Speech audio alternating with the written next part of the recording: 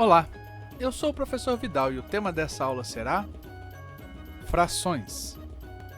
Olha, para não interromper a aula depois, já aperta o joinha aí e se inscreve no canal. Eu fico esperando.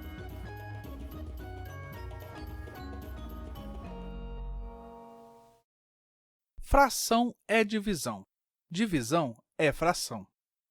A palavra fração se refere àquilo que foi dividido. Dividir e fracionar é a mesma coisa.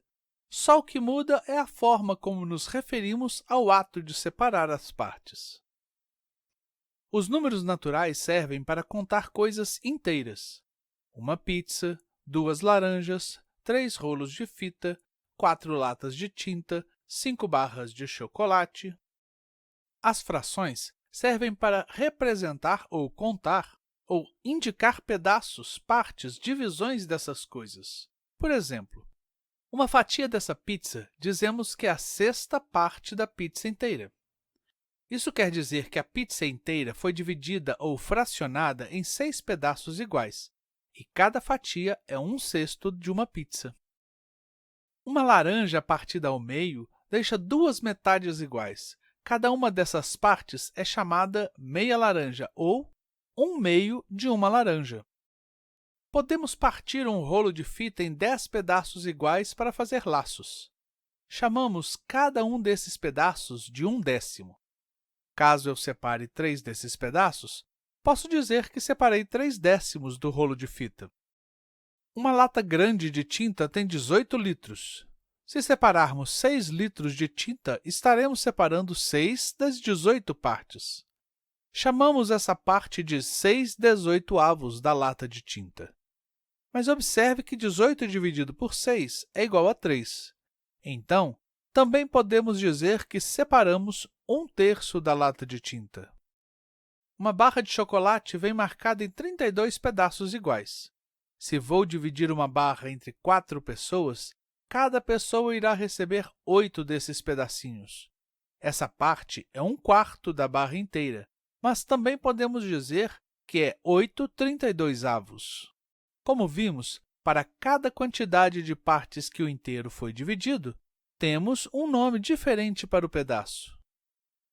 Quando não foi dividido, temos o inteiro. Quando foi dividido em 2, temos o meio. Se foi dividido em 3, temos terço. Dividido em 4, temos o quarto. Por 5, são quintos. Por 6, são sextos. Por 7, são sétimos. Por 8, são oitavos. Por 9, são nonos. Por 10, são décimos. Perceba que, a partir de 4 pedaços, os nomes são os mesmos dos números ordinais. Qualquer outra quantidade de pedaços, o nome será um número de pedaços acompanhado da palavra avos. 18 avos, 12 avos, 129 avos, 3.456 avos. Mas há exceções para as potências de 10.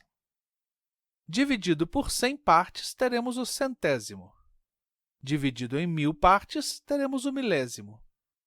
Por 10.000, temos o décimo de milésimo. Por 100.000, temos o centésimo de milésimo. Por 1.000.000, o nome será milionésimo. Por 10 milhões, será décimo de milionésimo. Por 100 milhões, será centésimo de milionésimo. E assim por diante, utilizando o décimo e o centésimo junto à nomeação dada a cada classe, igual aos números ordinais: bilionésimo, trilionésimo, quadrilionésimo, quintilionésimo, sextilionésimo, septilionésimo, octilionésimo, nonilionésimo e decilionésimo. Para escrever uma fração, usamos 2 números. Um que indica a quantidade de pedaços separados do inteiro, chamado numerador, já que numera quantos pedaços foram tomados, e outro chamado denominador, que dá o nome do pedaço, indicando em quantas partes o inteiro foi dividido. Colocamos os 2 números juntos, numerador sobre denominador, separados por um traço chamado de barra da fração. A fração, apesar de usar dois números como numerador e denominador, forma de fato um único número, que representa uma quantidade que é feita de pedaços do inteiro. Uma fração é um número, formado por numerador e denominador, mas uma única quantidade, um número. Podemos representar uma fração de forma gráfica, para visualizar a quantidade que ela representa. Por exemplo, quando pequenos, a professora propunha um problema de matemática assim. Na cesta da cozinha estão 5 maçãs. Mamãe comprou mais 3 maçãs e colocou junto. Com quantas maçãs ficou a cesta?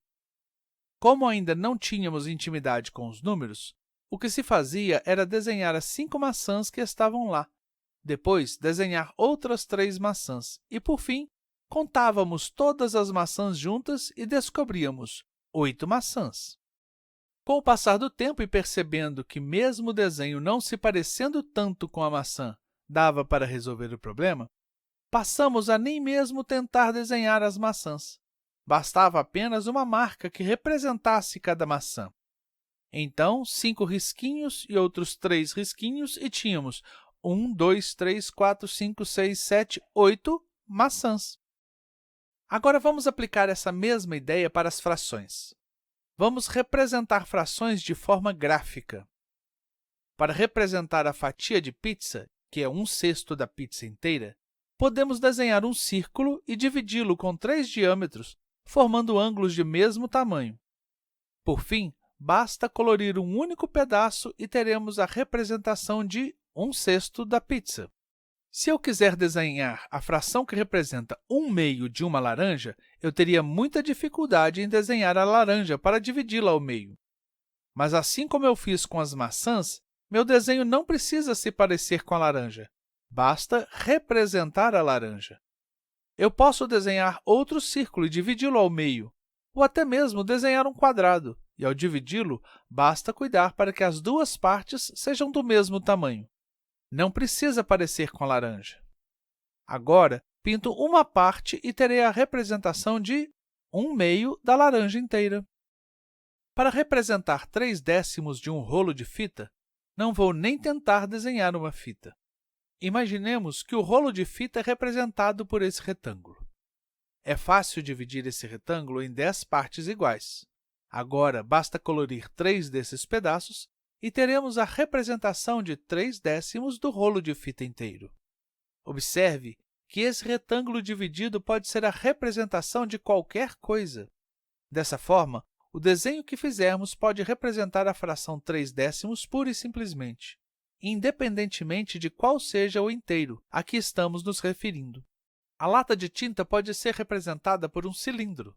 Se dividirmos a altura desse cilindro em 18 partes iguais, cada um desses discos líquidos de tinta será uma parte de 1 litro cada. Ao colorir 6 deles, estamos representando a fração 6/18. Observe que se pegarmos o mesmo cilindro, dividir a altura por 3 e colorir apenas um pedaço, teremos representado o mesmo tamanho, a mesma quantidade, logo, o mesmo número ou ainda a mesma fração. Apesar de numerador e denominador serem números diferentes, a fração do inteiro é a mesma. Chamamos essas frações de frações equivalentes. Equivalente quer dizer que têm o mesmo valor, isto é, representam o mesmo número. 6/18 é equivalente a 1/3. A barra de chocolate já possui o formato retangular e, em geral, já vem com divisões marcadas. Então, é fácil identificar um retângulo dividido em 32 pedaços com a barra de chocolate inteira. Para representar a fração 8/32, então, basta colorir 8 desses pedaços. De novo, aqui temos a mesma situação da fração anterior. Se, em lugar de dividir a barra de chocolate em 32 pedaços, tivéssemos dividido em 4 partes iguais e colorido apenas uma, a quantidade de chocolate seria exatamente a mesma. Isso quer dizer que as frações 8/32 e 1/4 também têm o mesmo valor, ou seja, 8/32 é equivalente a 1/4. Outra forma de registrar uma fração é através da divisão. E, de fato, qualquer divisão pode ser escrita como fração e vice-versa. Por exemplo, 15 dividido por 5 é igual a 15 quintos.